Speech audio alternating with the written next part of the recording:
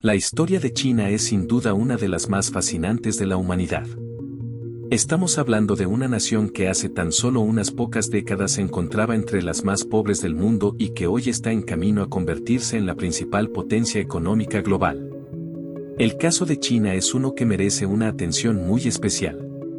No porque sea perfecto ni porque deba imitarse sin críticas, sino porque representa una alternativa real al modelo económico predominante en Occidente. En otras palabras, China está reescribiendo las reglas del mundo a una velocidad vertiginosa y las repercusiones de su transformación marcarán el destino de esta era. Es un gigante que despierta, un coloso que no solo está sacudiendo los cimientos de la economía global sino también desafiando las narrativas que Occidente ha sostenido durante décadas. Sin embargo, lo que más sorprende no es su poder sino la ceguera con la que muchos observan su ascenso. Este fenómeno no necesita ser visto como una amenaza ni como un juego de héroes y villanos. Requiere una mirada sin filtros, un análisis que trascienda la propaganda y las simplificaciones. China ha logrado lo impensable: sacar a más de 1.000 millones de personas de la pobreza extrema en tan solo un par de décadas. Esta hazaña es incomparable en la historia de la humanidad. Un logro que debería ser admirado, no ignorado o distorsionado. Podríamos decir que el mundo está en un cruce de caminos. Ignorar lo que sucede en China es cerrar los ojos a un futuro que se despliega ante nosotros con fuerza imparable.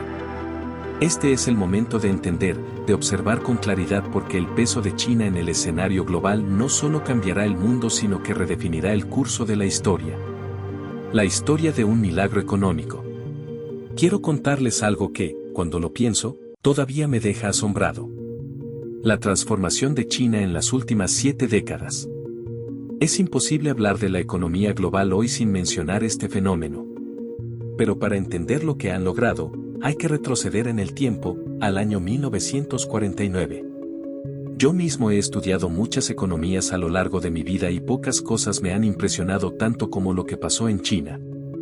Hace casi 7 décadas, China era un país completamente devastado donde la mayoría de la gente vivía en el campo, más del 88% de la población. Y cuando digo vivir, me refiero más bien a sobrevivir. Muchos apenas podían alimentarse. Las familias dependían de un par de animales de carga, herramientas rudimentarias y esperanzas frágiles. Estamos hablando de personas que vivían con menos de $2 al día. Un nivel de pobreza extrema que cuesta imaginar desde nuestra perspectiva actual. La proclamación de la República Popular China por Mao Zedong fue el punto de partida, pero no un milagro inmediato. Las políticas iniciales del Partido Comunista Chino fueron duras, incluso catastróficas en algunos casos. ¿Han oído hablar del Gran Salto Adelante?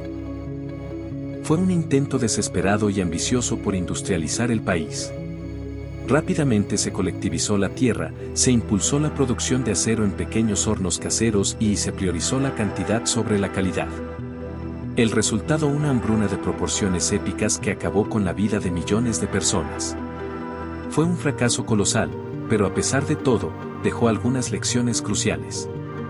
No obstante, permítanme señalar algo. Las bases que se sentaron en esos años no fueron del todo inútiles. Mao logró algo que era fundamental en ese momento: unificar al país y redistribuir la tierra. Aunque lo hizo de manera forzada y brutal. Logró eliminar el dominio de los terratenientes feudales y dio al campesinado una posibilidad, por mínima que fuera, de comenzar de nuevo.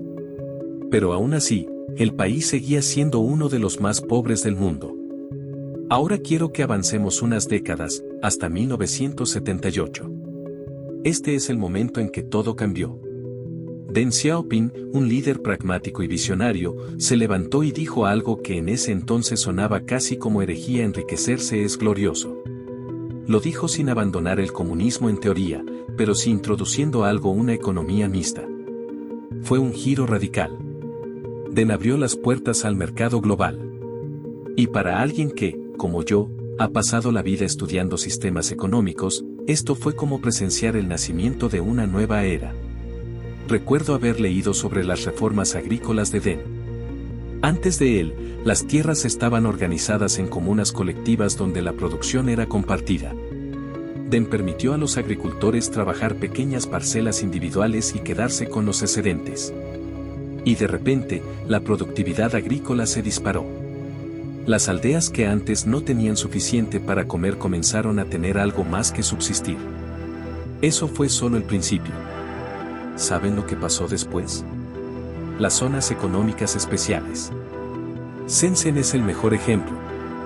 Antes era una pequeña aldea pesquera. Hoy es un titán tecnológico que produce más riqueza que algunos países enteros. En esas zonas, China permitió algo que parecía imposible en un sistema capital extranjero, propiedad privada, empresas tecnológicas, pero todo bajo la vigilancia del Estado. Miren, cuando pienso en esto, entiendo por qué muchas personas no saben cómo catalogar a China. ¿Es capitalista? ¿Es socialista? La verdad es que no es ni lo uno ni lo otro. Es algo único. China tomó lo que funcionaba de cada modelo económico y lo mezcló en una receta propia. Déjenme darles un dato que me sigue pareciendo asombroso. Entre 1982 y 2020, China sacó a más de 800 millones de personas de la pobreza extrema. O sea que más del 70% de la reducción de pobreza en el mundo en los últimos 40 años ocurrió allí. Es como si tomaran a casi toda la población de Europa Occidental y la llevaran de la miseria a una clase media emergente. Pero aquí hay algo más que la economía. El Estado chino no permite que el mercado simplemente haga lo que quiera. Sectores clave como la energía, la banca y el transporte permanecen bajo control estatal. ¿El resultado? Tienen la red de trenes de alta velocidad más grande del mundo. Algo que los estadounidenses, con todos sus recursos, ni siquiera pueden soñar tener. Y no olvidemos la tecnología.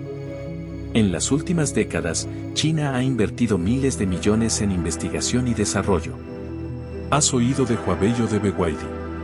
Son empresas líderes en sus sectores, pero detrás de ellas está el Estado asegurándose de que no solo compitan a nivel global, sino que dominen. A veces la gente me pregunta si este modelo es sostenible. ¿Cómo se mantiene un sistema tan híbrido? Y mi respuesta es siempre la misma: no sé si es sostenible. Pero lo que han hecho hasta ahora es algo que el resto del mundo no puede ignorar. Para mí, China representa un desafío intelectual. No encaja en las categorías económicas tradicionales. Su ascenso no es simplemente una historia de éxito económico. Es una lección sobre adaptabilidad, planificación y pragmatismo. No es perfecto y ciertamente no está exento de problemas.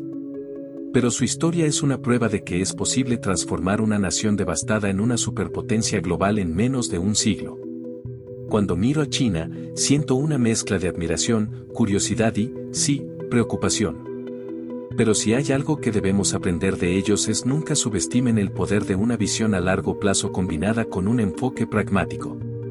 Porque eso, al final del día, es lo que realmente ha impulsado este milagro económico.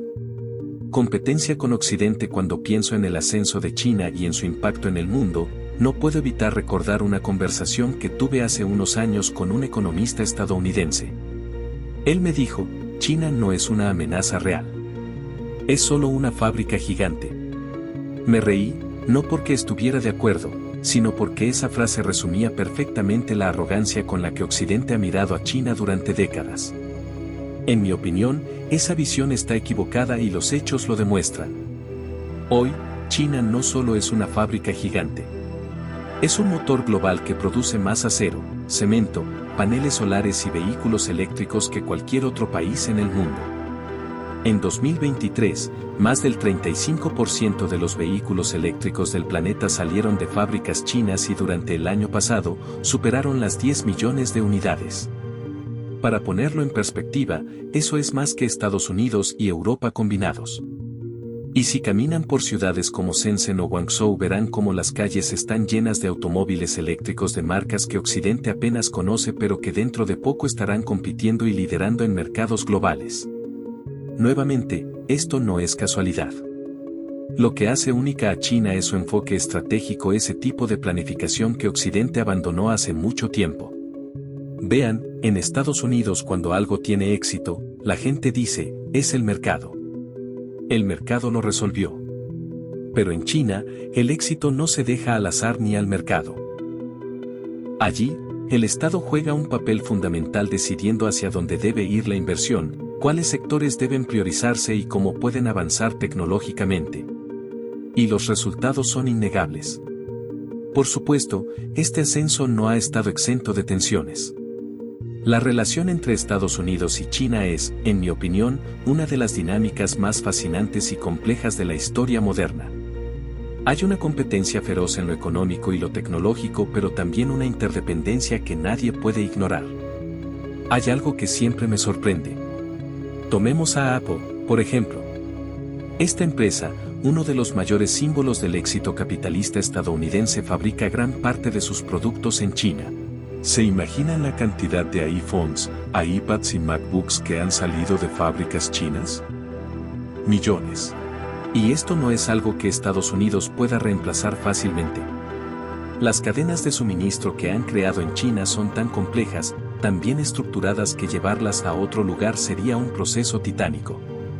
Pero claro, aquí es donde las cosas se complican, porque aunque Estados Unidos depende de China, también está intentando frenarla. Miren lo que pasó con los semiconductores. En 2022, el presidente Biden anunció un paquete de más de $52.000 millones para impulsar la industria de chips en Estados Unidos. El objetivo era reducir la dependencia de China en esta tecnología crucial. Ahora, permítanme ser honesto. Esta no es una simple inversión económica. Es una declaración de guerra tecnológica, aunque no lo digan abiertamente. Y no se trata solo de semiconductores. En 2023, Estados Unidos impuso aranceles del 27,5% a los vehículos eléctricos chinos. ¿Qué significa eso?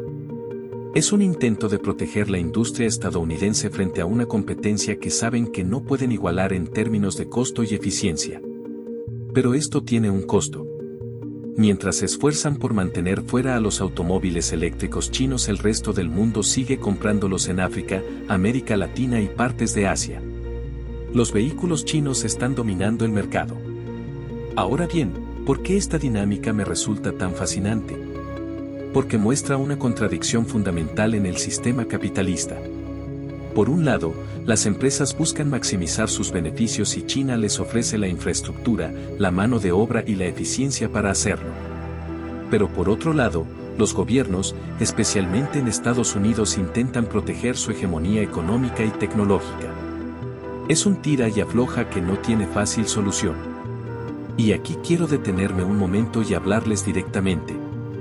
Para mí, lo más interesante no es tanto la competencia económica, sino lo que esta competencia dice sobre el futuro. Estamos viendo el surgimiento de un mundo multipolar, algo que no habíamos visto en décadas. Durante gran parte del siglo XX, Estados Unidos fue la potencia indiscutible. Su economía, su cultura, su tecnología, todo dominaba.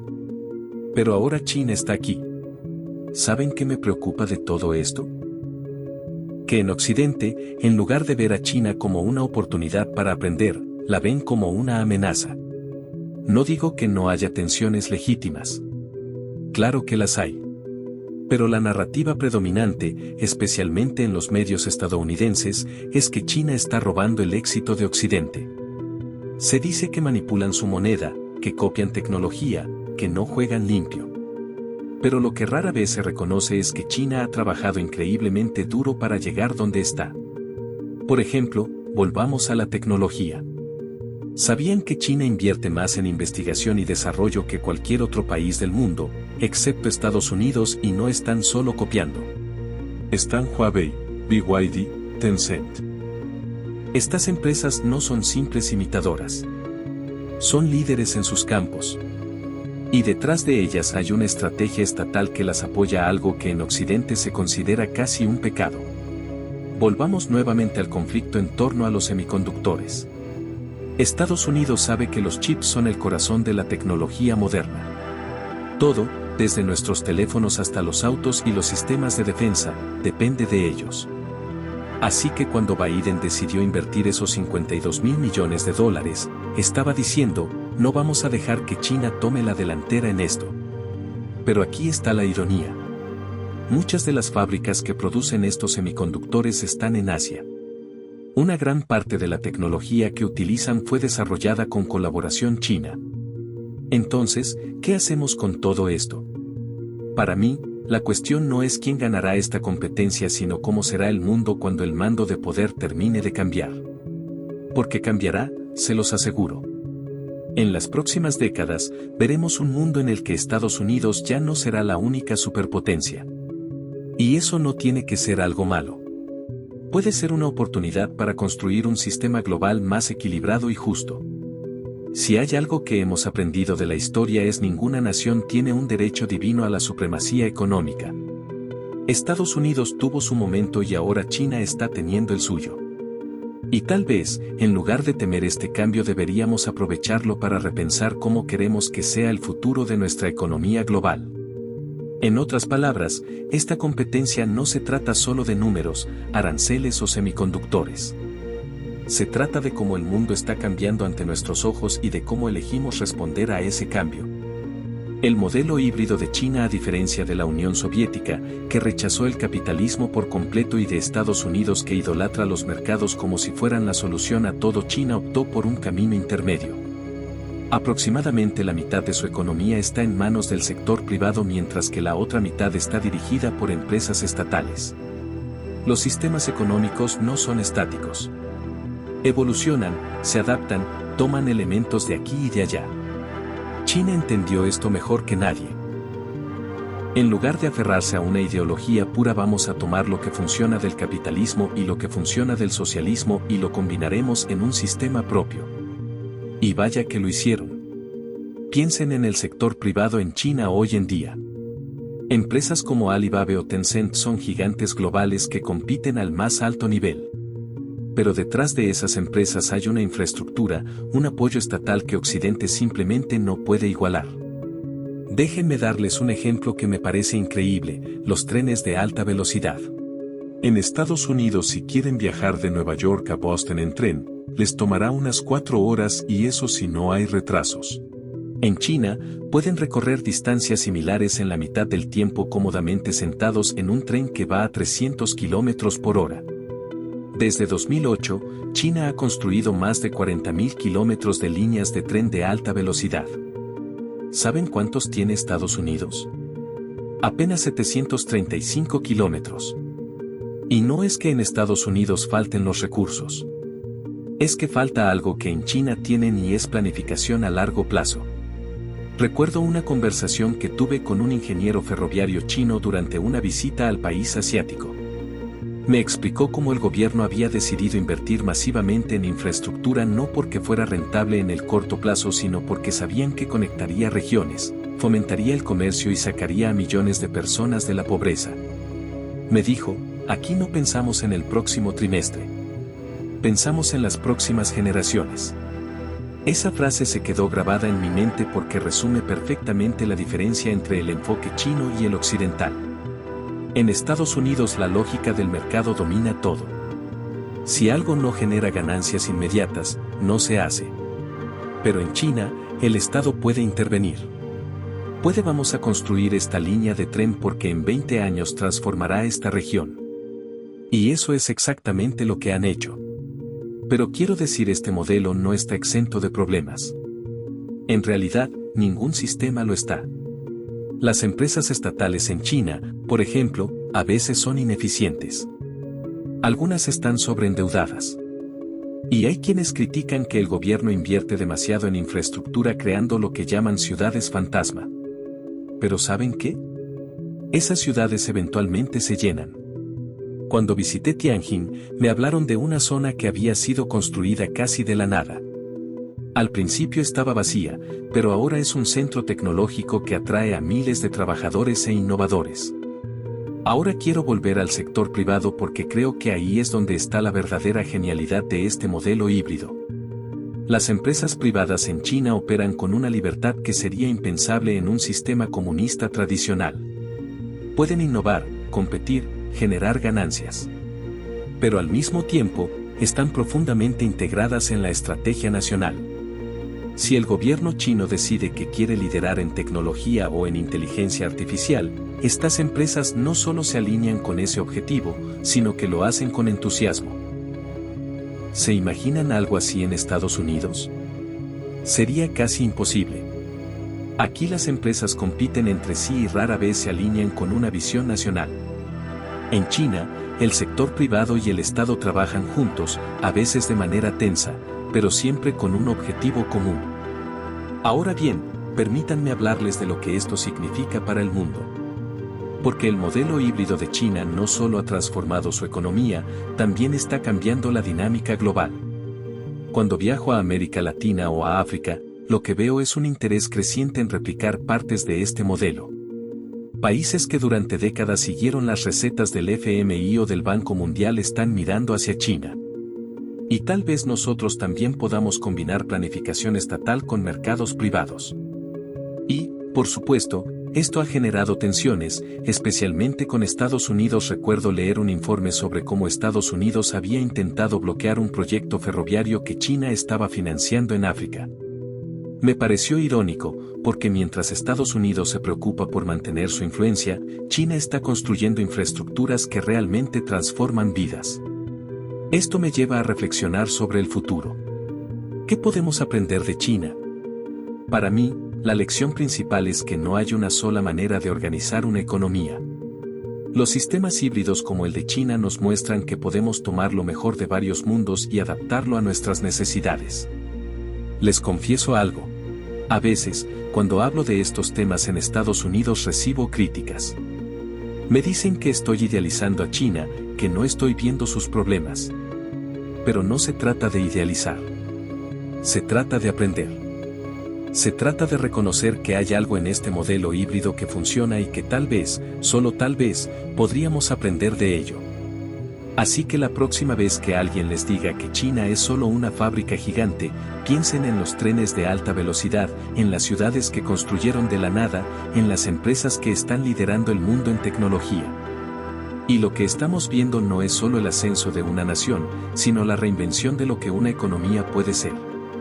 La narrativa de los 100 años de humillación desde mi perspectiva como intelectual y académico, no es posible entender las decisiones estratégicas de China sin abordar lo que ellos llaman los 100 años de humillación.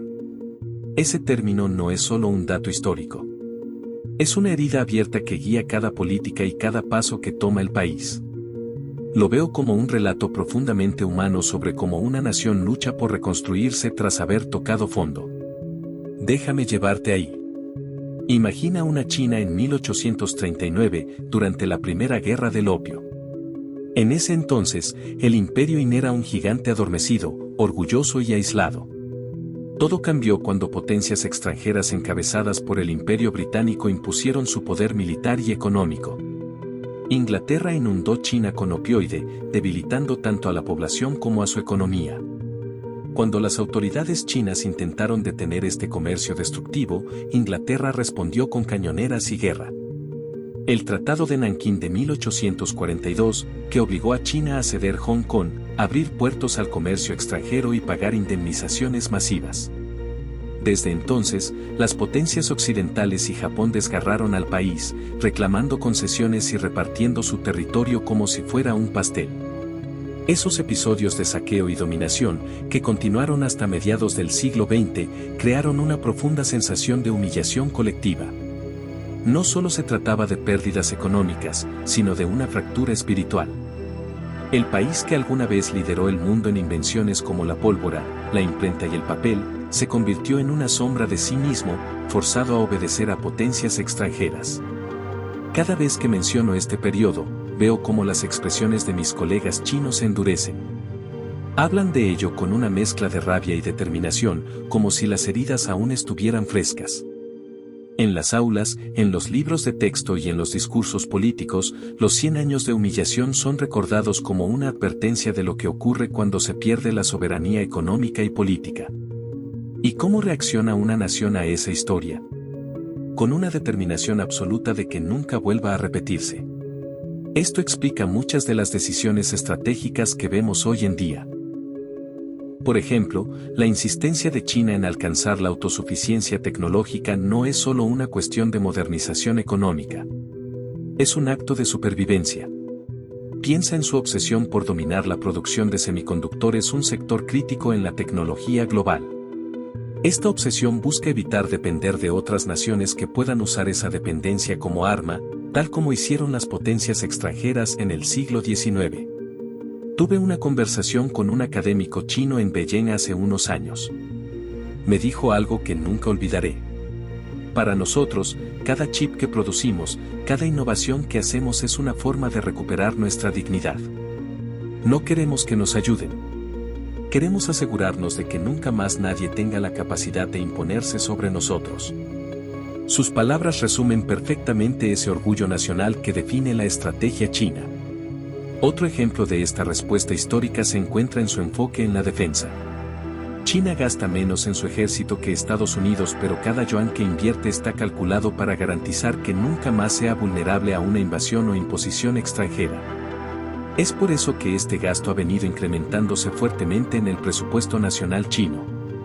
Además, la ambición de China de liderar en instituciones internacionales como los BRICS o la Iniciativa de la Franja y la Ruta también tiene raíces en este periodo. El mensaje es, no quieren ser simples seguidores del orden mundial establecido por Occidente. Quieren ser coautores de las reglas globales. Y lo que es más importante, quieren asegurarse de que ningún otro país pase por lo que ellos pasaron. Sin embargo, esta narrativa está llena de controversias.